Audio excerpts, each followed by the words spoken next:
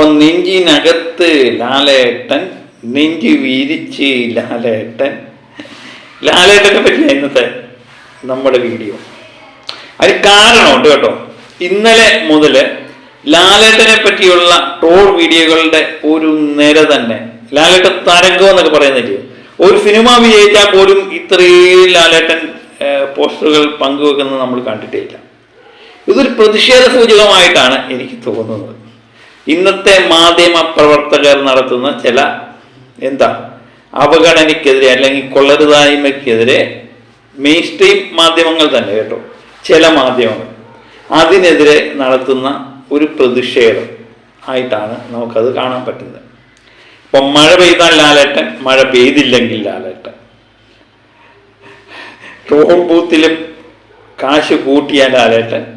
വിവാഹത്തിൻ്റെ ഇന്ന് വിവാഹിതരായി എന്ന് പറയുന്നത് തന്നെ ലാലേട്ടൻ്റെ ഫോട്ടോ വെച്ച്.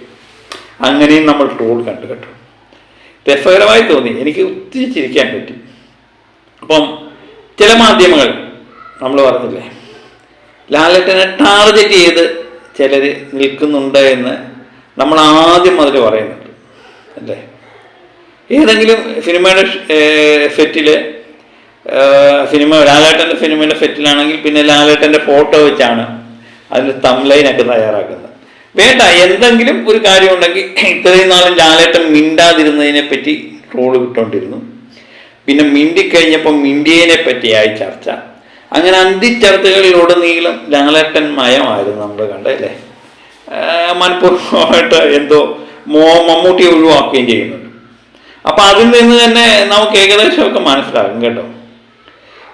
നമുക്ക് മൂളയൊന്നുമില്ലെന്ന് എല്ലാവരും ചോറുണ്ടെന്നവർ തന്നെ അല്ലേ. അപ്പം മോഹൻലാലിനെ ടാർഗറ്റ് ചെയ്ത് തന്നെ ചിലർ നിൽക്കുന്നു എന്നുള്ളൂ. പലരും ആരോപണങ്ങൾ ഉന്നയിച്ചെങ്കിലും പലരുടെയും മനസ്സിൽ ലാലേട്ടനെ പറ്റി എന്ത് ആരോപണം വരും എന്നതിനെപ്പറ്റി ആലോചിച്ചിരിക്കുമായിരുന്നു. പക്ഷേ ഇത്രയും ദിവസമായിട്ട് ഒരു ആരോപണം പോലും വന്നില്ല. അത് ചിലവർക്കൊരു ഭയങ്കര ഒരു വിഷമമായിട്ടുണ്ട് എന്ന് ചില മാധ്യമ പ്രവർത്തകരെ കാണുമ്പോൾ എനിക്ക് തോന്നുന്നു. അപ്പം ആരോപണങ്ങളൊന്നും കിട്ടിയില്ല, എന്നാൽ ഇരിക്കട്ടെ എന്ന് പറയും. കിട്ടിയത് കൊണ്ട് ഓണം എന്ന് ആഘോഷിച്ചാണ് അവർ ചെയ്യുന്നത്. ഇതൊരു റീച്ച് കൂട്ടാൻ വേണ്ടിയാണ് ചെയ്യുന്നത്. റീച്ച് കൂട്ടുക, ആരെങ്കിലും മോഹൻലാലിൻ്റെ പടമൊക്കെ വെച്ച്, മോഹൻലാലുമായിട്ട് യാതൊരു ബന്ധവുമില്ലാത്ത കാര്യത്തിൽ മോഹൻലാലിൻ്റെ പടം വെച്ച് എങ്ങനെ പറയുക. ഇപ്പം നമ്മുടെ ചാർമിള ഒരു കാര്യം പറഞ്ഞായിരുന്നു, ലാലേട്ടൻ്റെ കൂടെ 2-3 പടത്തിനകത്ത് അഭിനയിച്ചിട്ടുണ്ട്. ലാലേട്ടൻ വളരെ സ്നേഹത്തിനും വളരെ എന്തോന്നിനും എന്നോട് പെരുമാറിയിട്ടുണ്ട്. പക്ഷേ ചില അർജുനൻ പിള്ളയും 5 മക്കളും ആ പടത്തിൻ്റെ സെറ്റിൽ വെച്ച് എനിക്ക് അപമര്യാദയായി എന്നോട് പലരും പെരുമാറി, അതുപോലെ ഹരിഹരൻ എന്നോട് പെരുമാറി എന്നൊക്കെ പറഞ്ഞിട്ട് ചാർമിള ഒരു പ്രസ്താവന നടത്തിയ വീഡിയോ ഞാൻ ചെയ്തിരുന്നു. അപ്പം അത് ഏഷ്യാനെറ്റിൻ്റെ എന്ന് പറയുന്ന ഒരു ചാനലിനകത്ത് വന്നത് ഇങ്ങനത്തെ ട്രോൾ വീഡിയോ ആയിരുന്നു. ലാലേട്ടൻ ചാർമിളയുടെയും മോഹൻലാലിൻ്റെയും കൂടെ പടം വെച്ചിട്ടുണ്ടല്ലേ. പക്ഷെ അത് ഏഷ്യാനെറ്റ് പിന്നെ പറയുന്നുണ്ട് അത് വ്യാജ ഫോട്ടോയാണ്, അത് ഏഷ്യാനെറ്റ് അങ്ങനെ ഇറക്കിയിട്ടില്ല എന്ന് പറയും. അപ്പം പലരെ പറ്റി ഇങ്ങനെ ലാലേട്ടനെ എങ്ങനെയെങ്കിലും അഭിവൃദ്ധിപ്പെടുത്തുക എന്നുള്ള ഒരു PR വർക്കിൻ്റെ ഭാവമാണെന്ന് തോന്നുന്നു. എനിക്ക് പ്രത്യേകിച്ച് തോന്നുന്നു PR വർക്ക് തന്നെയാണ്. അപ്പം മാധ്യമങ്ങൾ കടുത്ത ലാലേട്ടൻ വിരുദ്ധതയിലേക്കാണ് മാറിക്കൊണ്ടിരിക്കുന്നത്. അതുതന്നെയാണ് നമുക്ക് കാണുന്നത്. ഇപ്പം നമ്മൾ ഏതെങ്കിലും ഒരു വീഡിയോ മാധ്യമങ്ങളുടെ മെയിൻ സ്ട്രീം അതാണ് ഏറ്റവും വലിയ. ഇപ്പം യൂട്യൂബ് ചാനൽ, നമ്മളെപ്പോലുള്ള യൂട്യൂബ് ചാനലുകളെല്ലാം നിരന്തരമായി ഈ മെയിൻ സ്ട്രീമുകളൊക്കെ പറയുന്നത് കേൾക്കാം. ഇതുപോലെ തംബ്ലൈൻ ഒന്ന് അകത്ത് കയറുമ്പം വേറെ ഒന്ന്, തംബ്ലൈനുമായിട്ട് യാതൊരു ബന്ധമില്ലാത്ത കാര്യങ്ങളായിരിക്കും അത്. ഞാനും പലപ്പോഴും വീഡിയോ ചെയ്തിട്ടുണ്ട്. അപ്പം ഇപ്പം മാധ്യമങ്ങൾ, പ്രമുഖ മാധ്യമങ്ങളും ചെയ്യുന്നത് റീച്ചിന് വേണ്ടി മോഹൻലാലിൻ്റെ പടം വെക്കുക, മോഹൻലാലുമായിട്ട് യാതൊരു ബന്ധമില്ലാത്ത കാര്യങ്ങൾ പറയുക. ഇത് തുടങ്ങി വെച്ചത് എനിക്ക് തോന്നുന്നു ധന്യ രാജേന്ദ്രൻ എന്ന് പറയുന്ന ഒരു മാധ്യമപ്രവർത്തകയാണെന്ന് തോന്നുന്നു. അപ്പം അവർ ഇങ്ങനെ ഒരു ഫോട്ടോ പങ്കുവെച്ചു.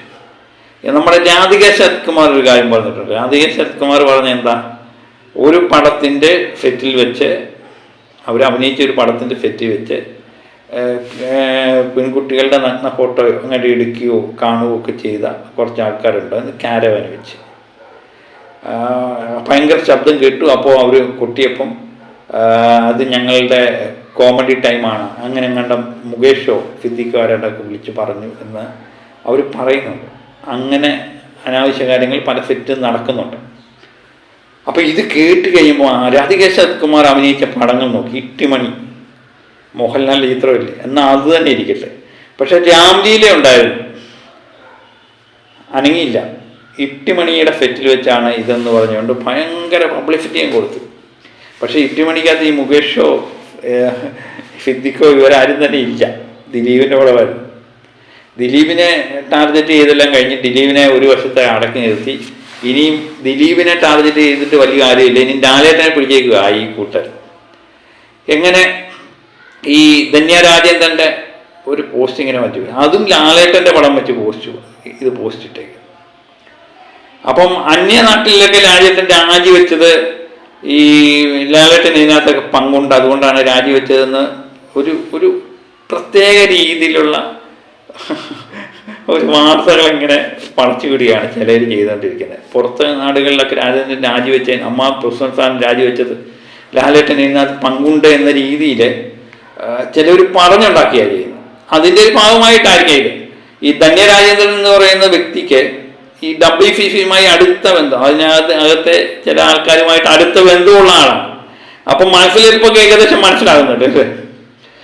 ഏതായാലും അതിനുശേഷം ഇന്നലെ വന്നേക്കുന്ന എല്ലാ ലാലേട്ടൻ ഫാൻസിൻ്റെയും അതുപോലെ ലാലേട്ടനെ ഇഷ്ടപ്പെടുന്നവരെല്ലാം ഇങ്ങനെയാണ് ഇട്ടേക്കുന്നത്. എന്ത് കാര്യം വന്നാലും ലാലേട്ടൻ്റെ ട്രോൾ വീഡിയോകൾ ഇങ്ങനെ ഇട്ടുകൊണ്ടേയിരിക്കുക അല്ലേ.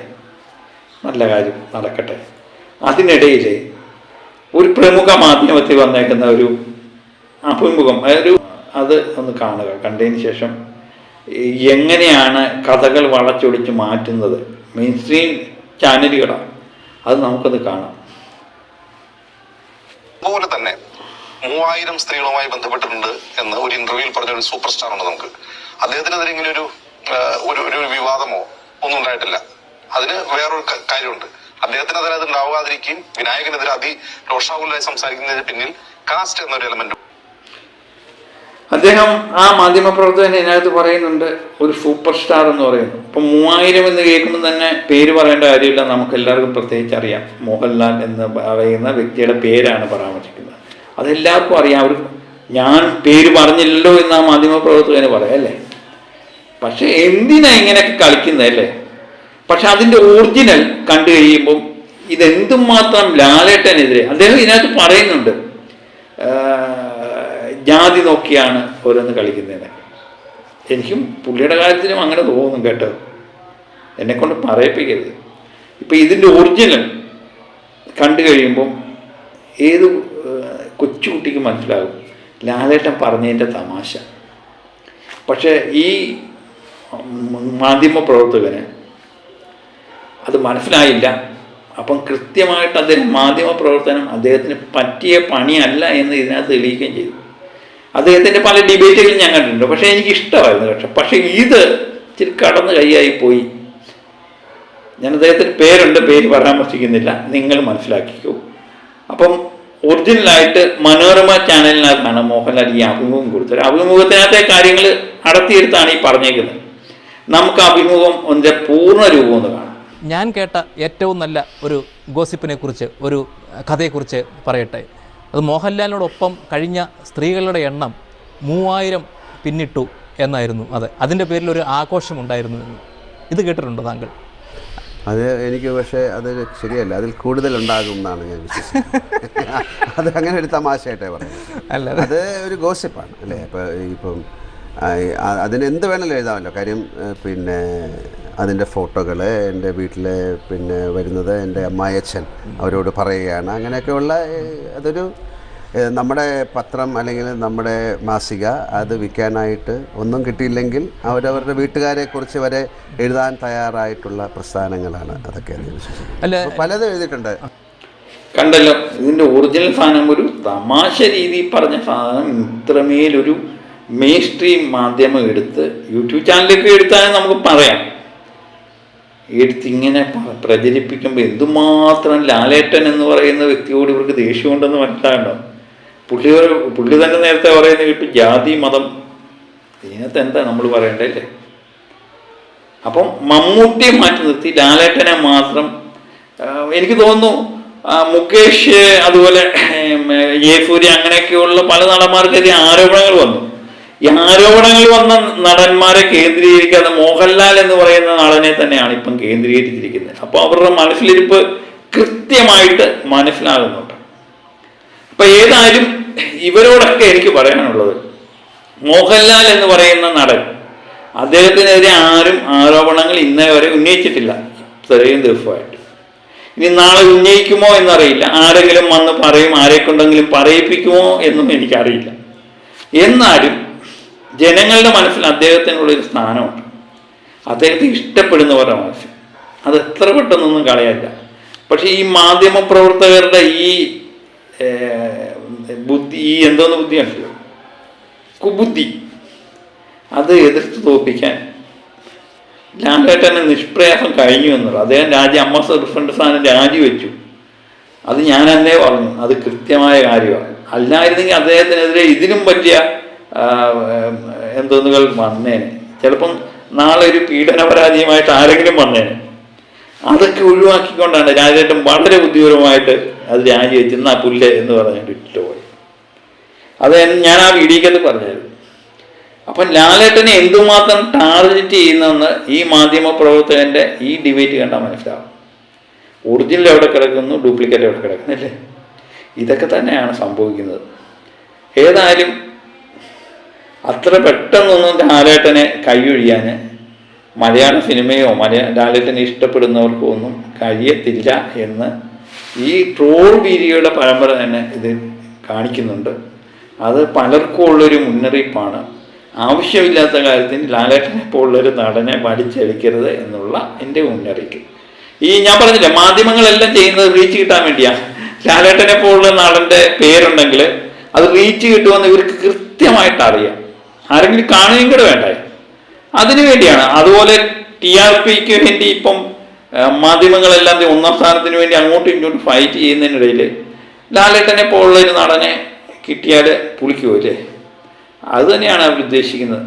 ഏതായാലും ജനങ്ങൾ സത്യമെല്ലാം മനസ്സിലാക്കി പ്രതികരിച്ച് തുടങ്ങിയിരിക്കുന്നു എന്ന് തന്നെയാണ് ഇപ്പം മോഹൻലാലിന് അനുകൂലമായ ഒരു തരംഗം കാണുമ്പോൾ നമുക്ക് മനസ്സിലാകുന്നത്. അപ്പം മറ്റൊരു വീഡിയോയുമായി വീണ്ടും എത്താം. Okay, by.